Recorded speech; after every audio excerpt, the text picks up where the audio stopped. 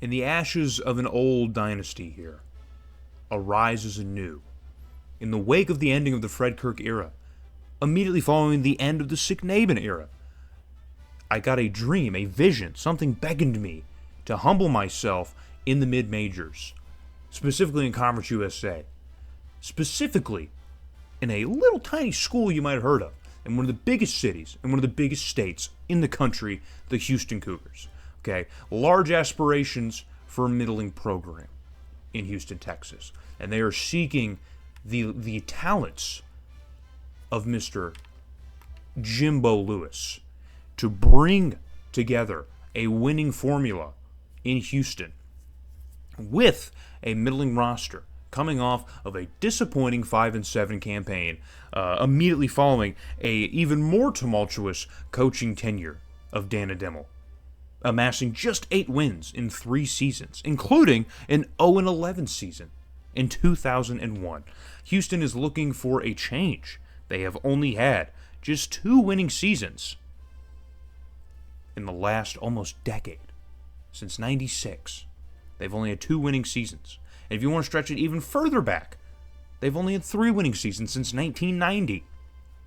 The last time Houston strung together multiple winning seasons in a row. So we have our work cut out for us here in Houston right now. We are trying to match a bowl appearance. The last bowl appearance was also in 1996, okay, when they lost the Liberty Bowl as a 7-5 team in their first season in Conference USA, which also included a conference title.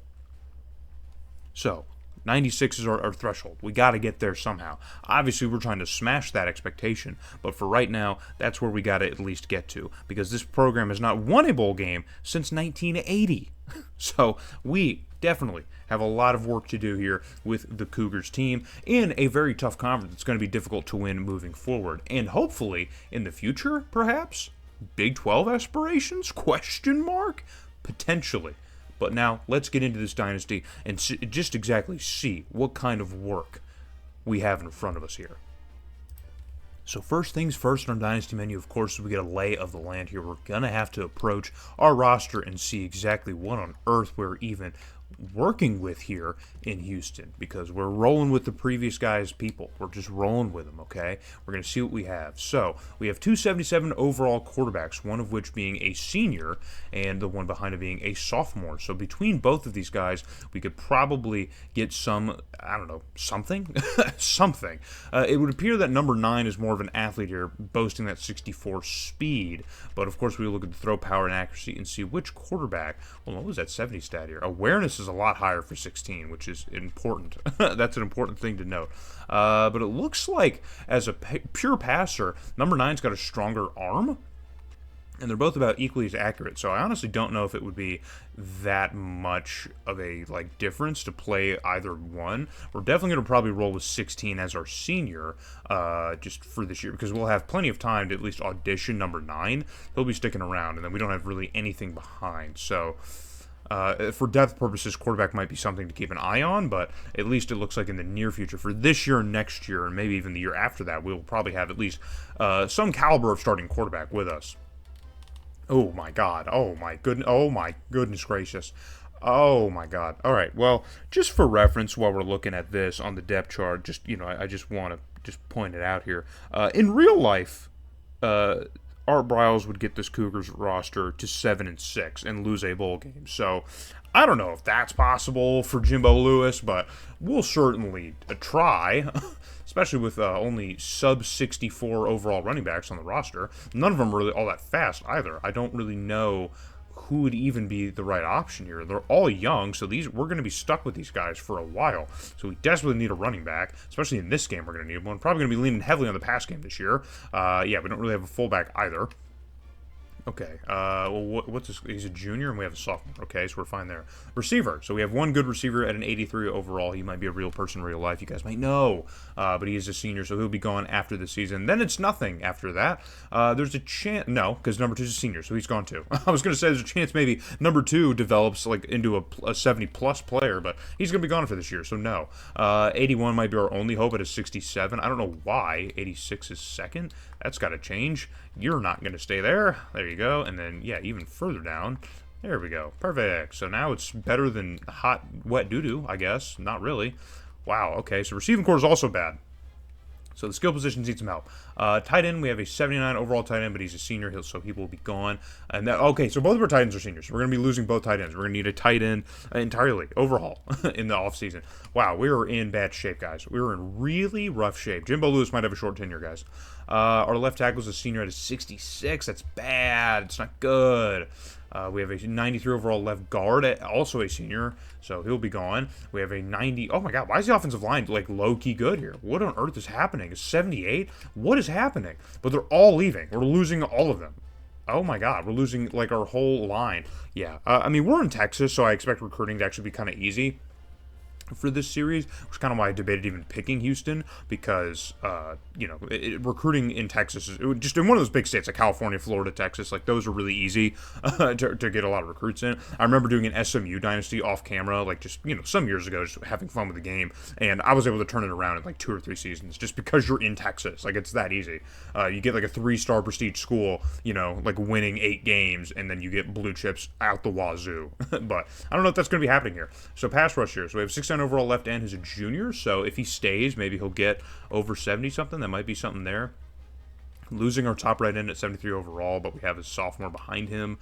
Defensive tackle, okay, we have 67. He might be something, but not really much behind him. But they're all young. Ooh, no, this freshman's definitely going to be second. Yeah, we definitely need you to be second, sir. Yeah. Yeah, or no, he's going to start. Yeah, so the roster's kind of in a weird spot right now. Clearly, kind of bizarre, but okay, we got it worked out now. So yeah, definitely going to start there. And then okay, it looks like the left outside linebacker position's okay, but he's a senior, so he's going to be gone. Middle linebacker, he's a senior, he's going to be gone. He's a junior, so he might be good next year. Cornerbacks are a little bit more consistent, I guess. A little bit of age here, but most of them are young. This is probably, I don't know. We'll be able to figure something out with this, I guess, kind of. And free safety as a junior, 68 overall. Wow, man, this is a bad roster. I don't know if we'll be able to win any games, dude. I don't know if we'll be able to win anything with this. This is bad across the board, dude. Like, the median, like, is what? Let's look at the all. Where's the all at? Oh, no, I need to go to the roster here. Here we go. Can we do all? Yes. So the median is, like, what? In the 60s, you'd think? Gotta be. Look at all the 60s we have. And a lot of these guys are starters, like just primary contributors on the team. But there are like a fair number of 70s and 80s. No, just 70s. There's 180, and there's a couple 90s. So, golly, we have 17 seniors, which by far is the most out of the other classes. And then we have 16 juniors, which I think we'll be able to retain most of those juniors. But a lot of those seniors are all primary starters. So, like, it says 17 seniors. It might as well just say 17 starters, because that's essentially what it is. Let's see how many positions we actually have starters, like, at. Like, we'll count it. So, our quarterbacks are seniors. That's 1. I'm actually going to swap you. Actually, you're faster, so I guess I'll leave you. Maybe 60. I don't know. Any of these running backs can play, dude. It doesn't matter. They're all bad. So, 1, 2... 2 and 3. So our top 2 receivers are also gone. So I'm going to count those as starters. That's 3, 4, 5, 6, 7, 8. Oh my God. 9. Oh, jeez. 10, 11, 12. And then there's 13 right here, but I won't count him because he's third. 12. It looks like that's it. So, okay, so, and then our punter, I guess. So we have to count the punter. So 13. So, of our 17 seniors on this roster, 13 of them are primary starters and contributors, and will be. So, that's at least 13 recruits that need to be replaced just this year alone. And even if we have stuff behind them, like, of course we have number 9 behind them, like, we're going to need another quarterback. We're going to need to start building our own quarterback. So, that's the kind of body of work you can expect to get yourself into in year number 1. That's disgusting. Or I say you, but I mean me, because it's me that's going to have to do this, unfortunately. So, I'm not going to worry about redshirting, because no. But it looks like our schedule is relatively easy. If memory serves, this would be the correct schedule that Houston did play in real life. So, we'll take another look at the 03 season and see exactly, this is what happened in real life. This is their real life schedule. So, and they actually did pretty well in it. They did really well out of conference, but they lost, of course, to Michigan in real life.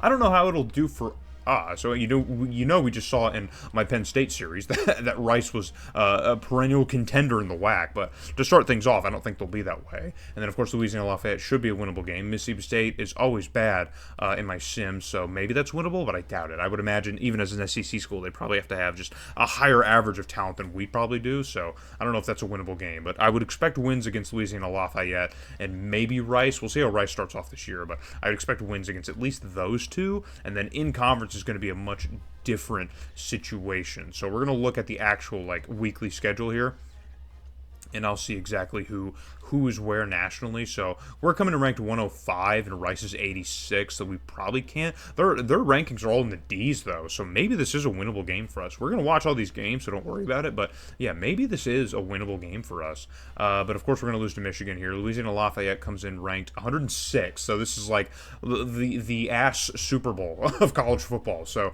this will be a huge, pivotal game for us here, because if we can't win that game, then we might be in dire straits. Things might get worse.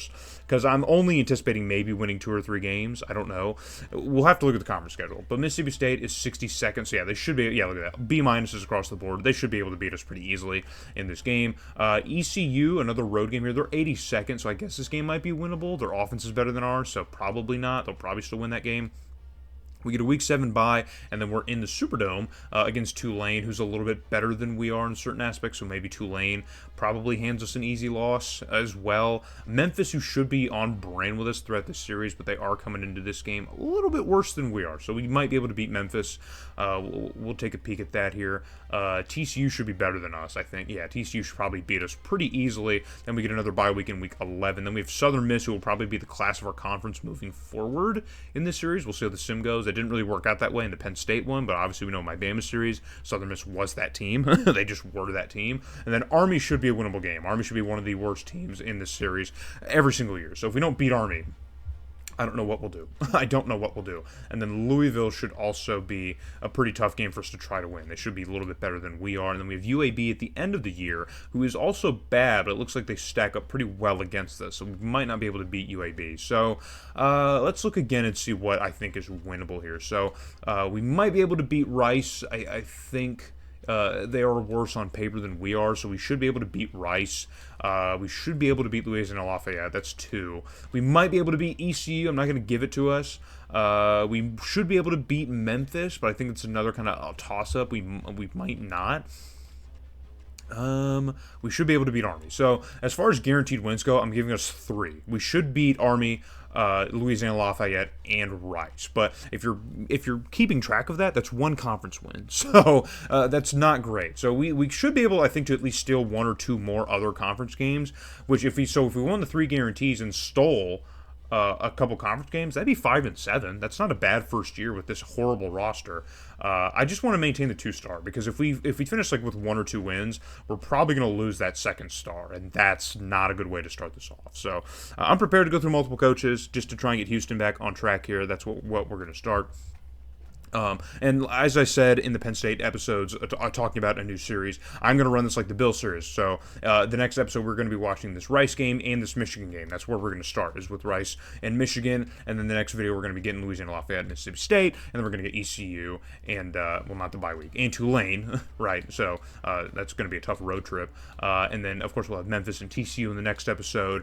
And then we'll have Southern Miss and Army. And then we'll finish things off with Louisville and UAB to end the first season. So hopefully it should go by pretty quickly here. It shouldn't take that many episodes since college football seasons are shorter and everything. So hopefully you guys enjoy this and look forward to it. I kicked around many different teams. I still do plan on doing a full Pac-10 series. There just wasn't really like a good team in the Pac-10 around this time that I was like really kind of like jazzed about doing. So I'm gonna have to like bite the bullet on like my stipulation how I pick teams and just pick like a good team in the Pac-10 to do a series with, like Cal or Oregon or something in the near future. And then also the Big 12. So my hope with this series is to get Houston into the Big 12. We'll see if I can even do that in this game. Because if I can, that would kind of be my hope. So I'm hoping to do like maybe close to it, like 7-8 seasons in the Conference USA. You know what I mean? Like establish us as a power in the mid majors, and then see if I can make the jump to the Big 12, and then might be do like another like 8 to 10 seasons there. So that's kind of how I'm mapping out the series